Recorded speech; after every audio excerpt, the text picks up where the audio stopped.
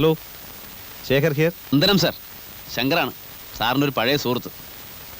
ശത്രുവായിട്ടല്ല, മിത്രമായിട്ടാണ് ഞാനിപ്പോൾ സംസാരിക്കുന്നത്. ഞാൻ കാരണം സാറിന് ചില്ലറ മാനക്കേടൊക്കെ ഉണ്ടായി. എനിക്കതിൽ വേദനയുണ്ട്. അതിനൊരു പ്രത്യുപകാരം ചെയ്യാമെന്ന് വിചാരിച്ചാണ് ഇപ്പം ഞാൻ വിളിച്ചത്.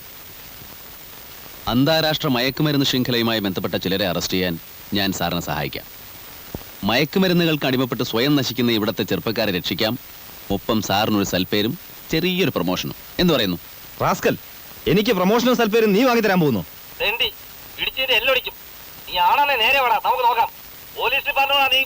ഇക്കാലത്തൊരു നല്ല കാര്യം ചെയ്യാമെന്ന് വെച്ചിട്ട് കാര്യമില്ല. എന്താ സാർ? അല്ല, ഇക്കാലത്തൊരു നല്ല കാര്യം ചെയ്യാമെന്ന് വെച്ചിട്ട് കാര്യമില്ലെന്ന് പറയാം. ശരിയാ. വല്ല പോലീസോ കസ്റ്റംസോ ആയിരിക്കൂ. പോലീസോ കസ്റ്റംസോ ആണെങ്കിൽ ഇങ്ങനൊരു നാടൻ കളിക്കേണ്ട ആവശ്യം എന്താ? ചേട്ടൻ വരുന്നവരെ കാത്തിരുന്ന് തൊണ്ടിയോടെ അറസ്റ്റ് ചെയ്താ പോരെ? കൂടാതെ അയാൾ പൈസ കയറ്റാ വന്നത്.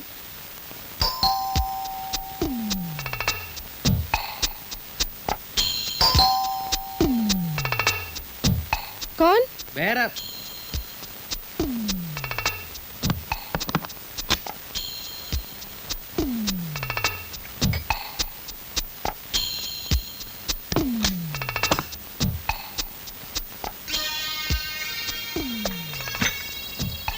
എനിക്കാകെ പേടിയാകുന്നു കുഞ്ഞ്. അയാൾ പോലീസോ കസ്റ്റംസോ ബയ്യറോ ആരെങ്കിലും ആയിക്കോട്ടെ, എന്തായാലും അയാൾ പ്രഗത്ഭനാണ്. നമ്മളെക്കുറിച്ച് അയാൾ എല്ലാം മനസ്സിലാക്കിയിരിക്കുന്നു. ആ നിലയ്ക്ക് അയാൾ ആരായിരുന്നാലും അയാളെ കൊണ്ട് നമുക്ക് ഉപദ്രവം ഉണ്ടാവും. അതുകൊണ്ട് എത്രയും വേഗം നമുക്ക് ഇവിടുന്ന് പോകാം. അപ്പോ ഇതൊക്കെ അതിന് രാത്രി വരെ കാക്കണ്ട. ഇപ്പോൾ തന്നെ പക്ഷേ രവി ഏൽപ്പിച്ച് കാശും വാങ്ങി സ്ഥലം വിടാം.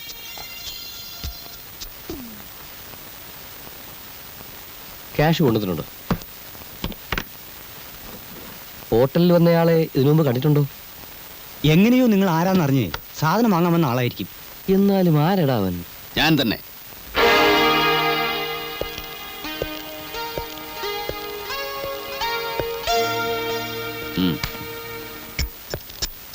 രാത്രി 10 മണിക്ക് നിന്നെ തേടി ഹോട്ടലിൽ വന്നാൽ നിന്റെ പൊടി പോലും കാണില്ലെന്ന് എനിക്കറിഞ്ഞൂടെ?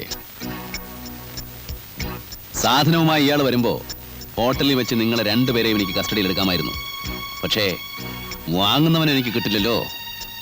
ഏ ബഹൻ, ये काम में तुम्हारा एक्सपीरियंस बहुत बहुत कम है, समझा? എടുക്കടാ. അനങ്ങി പോരുത്. ഈ കെട്ടിടം മുഴുവൻ ഞങ്ങളുടെ ആളുകൾ വളഞ്ഞിരിക്കുകയാണ്. കമാൺ.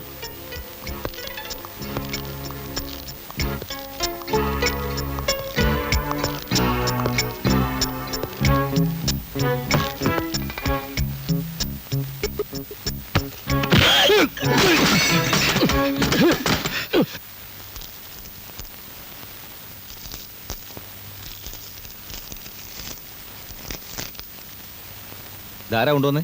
മുഖം എനിക്ക് ഓർമ്മയില്ല. സാറിന് തരാൻ കുറച്ച് മധുരപലഹാരങ്ങളാണെന്ന് പറഞ്ഞു. അതിനിപ്പോ എന്ത് മുഖം അഡ്രസ് നോക്കാൻ? ഹലോ, ഞാൻ തന്നെയാണ് സാർ. ഇപ്പൊ വിശ്വാസമായില്ലേ ഞാൻ പറഞ്ഞ നുണയല്ലാന്ന്? സാറിന്റെ ജോലി ഞാൻ സ്വയം ഏറ്റെടുത്തു. അവരിൽ നിന്ന് പിടിച്ചെടുത്ത സാധനങ്ങൾ സാറിന്, വേറൊന്നുകൂടെ കിട്ടി, പണം. അത് ഞാൻ എടുത്തു. ഞാനൊരു പ്രാരാബ്ധക്കാരനല്ലേ സാറേ. ആ പിന്നെ ഒരു കാര്യം, ആ സാധനം എത്രയും വേഗം നശിപ്പിച്ചേക്കണം. ലക്ഷക്കണക്കിന് രൂപ വിലപിടിപ്പുള്ള മുതലാത്. സാറിന് വേണ്ടാത്ത വല്ല ടെംപ്റ്റേഷനും തോന്നിയാലോ? ദേഷ്യം തോന്നരുത്, നമ്മളൊക്കെ മനുഷ്യരല്ലേ സാറേ. എപ്പോഴാ മനസ്സ് മാറുക എന്ന് പറയാൻ ഒക്കില്ലല്ലോ. എനിവേ, വീണ്ടും സന്ധിക്കും വരെ വണക്കം. ഹലോ, ടെലിഫോൺ എക്സ്ചേഞ്ച് അല്ലേ? Connect me to your JE please.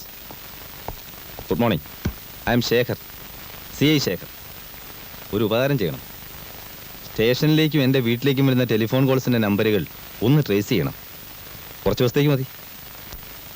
ഏത് ഏരിയയിൽ നിന്നാണെന്നൊന്ന് മനസ്സിലാക്കിയാലും മതി പ്ലീസ്. റിക്വസ്റ്റ് എഴുതി കൊടുത്തോളാം. Thank you.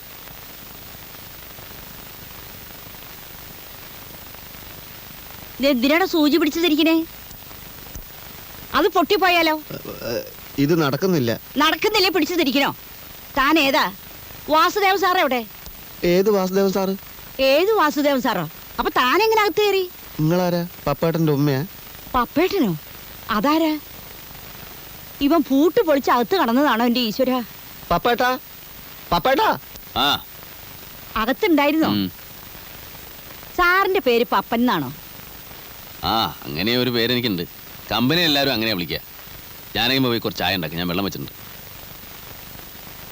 ഇത് കൂടെ പണിയെടുക്കുന്ന ആളായിരിക്കും അല്ലേ? ആ അതെ അതെ. ആ അപ്പൊ സാറേ, ഓട്ട് കമ്പനിയിൽ അവിടെയുള്ള ഒരു കളരി ഗുരുക്കലില്ലേ, ഉം. അയാൾക്കൊരു മോളുണ്ട്. പഠിപ്പധികമില്ല, പക്ഷെ നല്ല ഓരോ തടി. സാറിന് ചേരും. അതൊക്കെ നമുക്ക് പിന്നെ ആലോചിക്കാം. ഇപ്പൊ പോയി ചായ ഉണ്ടാക്കി. ആ, ആ, ആ.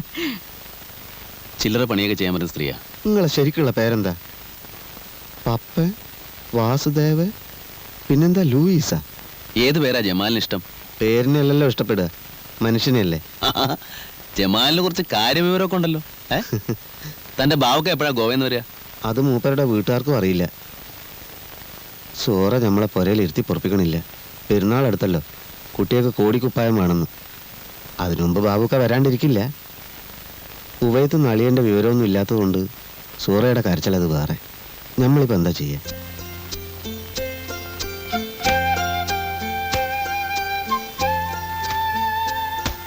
അയ്യോ, ഇതൊക്കെ വലിയ വില പിടിച്ചതാ. പിന്നെ വെറുതെ കിട്ടുവോ? അതൊന്നും സാരമില്ല ജമാലെ. ഇത്ര നല്ലതൊക്കെ വാങ്ങിച്ചുകൊണ്ട് വന്ന ഉമ്മ വഴക്ക് പറയും. സൂറക്കും മക്കൾക്ക് ഓരോ ജോഡി ഉടുപ്പ് മതി, വെറുതെ നിന്നെ പൈസ കളയുന്നത്.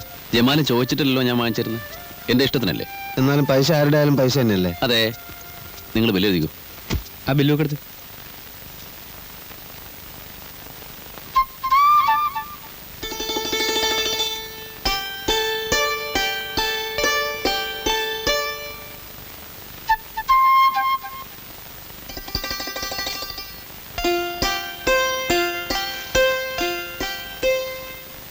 ഹലോ ഹലോ, നിങ്ങളുടെ അല്ലേ?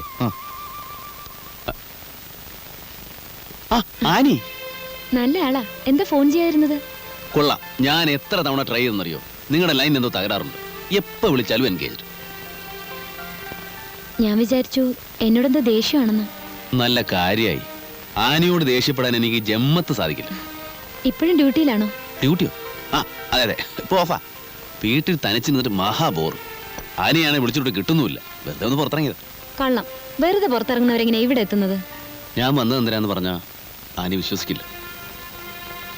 ആനിക്ക് എന്തെങ്കിലും ഒരു പ്രസന്റ് വാങ്ങിക്കാനാണ് ഞാൻ വന്നത്. എനിക്കെന്തിനാ പ്രസന്റ്? അന്ന് ആ ബർത്ത്ഡേക്ക് എനിക്ക് കിട്ടിയ ഏറ്റവും വലിയ പ്രസന്റാണ് ടോണിയുടെ സ്നേഹം. ഞാൻ ഭാഗ്യവാനാണ്. പഠിപ്പ് കഴിഞ്ഞ ഉടനെ എൻ്റെ കല്യാണം നടത്താൻ തിരക്കിട്ട ആലോചനകളായിരുന്നു ഡാഡി. മമ്മി ഇല്ലാത്തതുകൊണ്ട് ഉത്തരവാദിത്തം ഡാഡിക്കാണല്ലോ. ഇന്നലെ ഞാൻ പറഞ്ഞു എനിക്കിഷ്ടപ്പെട്ട ആളെ ഞാൻ തന്നെ തിരഞ്ഞെടുത്തോളാന്ന്. ഭയങ്കര ധൈര്യം തന്നെ. ആളുകൾ ശ്രദ്ധിക്കുന്നെന്ന് തോന്നുന്നു. ആനി നടന്നോളൂ. എന്നെ എന്താ വീട്ടിലേക്ക് ക്ഷണിക്കാത്തെ? ഒരു ദിവസം ഞാൻ ക്ഷണിക്കും, അപ്പോൾ വന്നാൽ മതി. ആളുകൾ നോക്കുന്നുണ്ട്. നമുക്ക് പുറത്തെവിടെയെങ്കിലും പോവാം. പുറത്തെവിടെ? ആളുകൾ അധികം ഇല്ലാത്തടത്ത്. ബുദ്ധിമുട്ടുണ്ടോ? ഏയ്, എന്ത് ബുദ്ധിമുട്ട്? ആള് വരും എന്ന് പറഞ്ഞാൽ വില്ലേജ് ഞങ്ങൾക്ക് കാത്തിരിക്കാൻ പറ്റുമോ? ആള് പുറത്തെവിടെയോ നിൽപ്പുണ്ട്. എന്താ അയാളുടെ പേര്? ഞാൻ പോയി നോക്കാം. പേര് പപ്പൻ, വാസുദേവൻ, ടോണി.